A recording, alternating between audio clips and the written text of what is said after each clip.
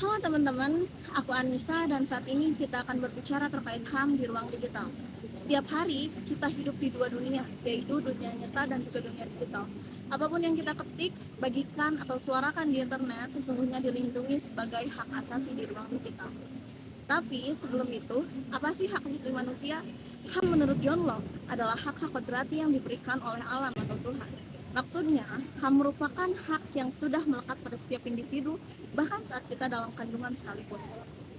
Saat ini, perkembangan ruang digital di Indonesia juga membawa tantangan baru, yaitu cyberbullying, penyebaran hoax, ujaran kebencian hingga pencurian data pribadi. Semua ini bukan sekedar masalah teknologi, tetapi masalah kemanusiaan. Dalam konteks ini, ada game hukum, lobby sosietas IBIUS, di mana ada masyarakat, pasti di situ ada hukum, menemukan maknanya. Karena dunia digital juga bersinggungan dengan masyarakat, maka hukum dan HAM harus hadir di sana. Ruang digital berada di bawah payung kebebasan berekspresi, hak atas privasi, dan hak untuk tidak didiskriminasi. Semua prinsip ini ditegaskan dalam Undang-Undang Dasar 1945 Pasal 28E yang menjamin kebebasan setiap warga negara untuk menyampaikan pendapat. Selain itu, penggunaan teknologi dan media sosial berada dalam kerangka Undang-Undang Informasi dan Transaksi Elektronik atau Undang-Undang ITE, agar ruang digital tetap aman dan menghargai hak orang lain. Sayangnya, hak asasi di ruang digital sering dilanggar di Indonesia. Contohnya, adanya cyberbullying sering terjadi, yaitu perundungan berulang yang merusak kesehatan mental dan emosional korban. Doxing merupakan serangan privasi serius di mana data pribadi disebar tanpa izin, seringkali memicu ancaman nyata di luar internet. Di sisi lain, kekerasan berbasis gender online atau KBGO menjadi bentuk kekerasan spesifik yang terjadi secara digital, dengan dampak yang merusak martabat dan menghambat ruang gerak korban di media sosial. Sementara itu, kebebasan berekspresi seringkali bersinggungan dengan kebutuhan untuk memoderasi konten berbahaya. Terakhir, fitur chat anonim memang memberikan ruang komunikasi yang bebas identitas, tetapi ia juga menimbulkan tantangan besar dalam akuntabilitas, sehingga dampak penyalahgunaan fitur ini adalah sulitnya melacak pelaku kejahatan cyber. Kasus-kasus ini menunjukkan bahwa hak atas privasi dan keamanan data bukan isu abstrak semata, melainkan nyata dan berpotensi merugikan jutaan warga. Mari kita sedikit bergeser pada kebebasan berekspresi dalam ruang digital.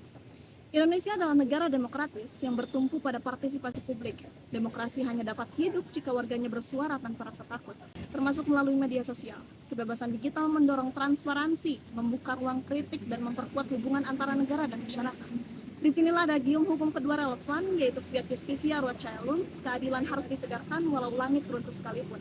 Prinsip ini mengingatkan bahwa perlindungan HAM tidak boleh dikorbankan hanya karena ruangnya berubah dari fisik ke digital. Dalam kehidupan sehari-hari, setiap kelompok memiliki peran penting, contohnya itu pelajar dapat menjaga ruang digital dengan tidak menyebarkan foto tanpa izin, membuat hate speech, dan cyberbullying. Mahasiswa menjaga wacana publik dengan kritik berbasis data dan etika. Masyarakat umum bertanggung jawab memverifikasi informasi sebelum membagikan, karena hoax dapat melanggar HAM dan merusak keharmonisan sosial. Komunitas menjadi jembatan dan ruang aman edukasi, tempat berbagi pengetahuan, mendukung korban kekerasan daring, dan membangun budaya saling menghargai. Pelanggaran hak asasi di ruang digital bukan hanya masalah teori, dampaknya sangat nyata. Banyaknya generasi muda yang depresi karena cyberbullying, data pribadi bocor untuk disalahgunakan dan dipakai, pelecehan lewat pesan anonim, atau mahasiswa diintimidasi karena menyampaikan kritik.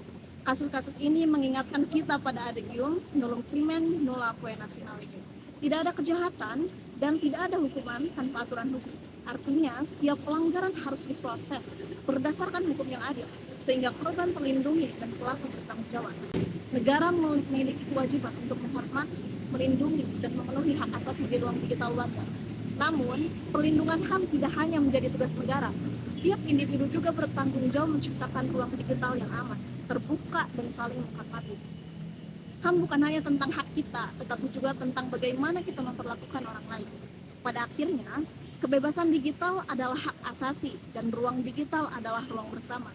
Mari kita rawat ruang ini dengan menjaga martabat satu sama lain, gunakan suara kita untuk membangun dan bukan menyerang, menyebarkan kebenaran bukan kebencian, sebab pada akhirnya salus populis suprema lex, keselamatan rakyat adalah hukum tertinggi.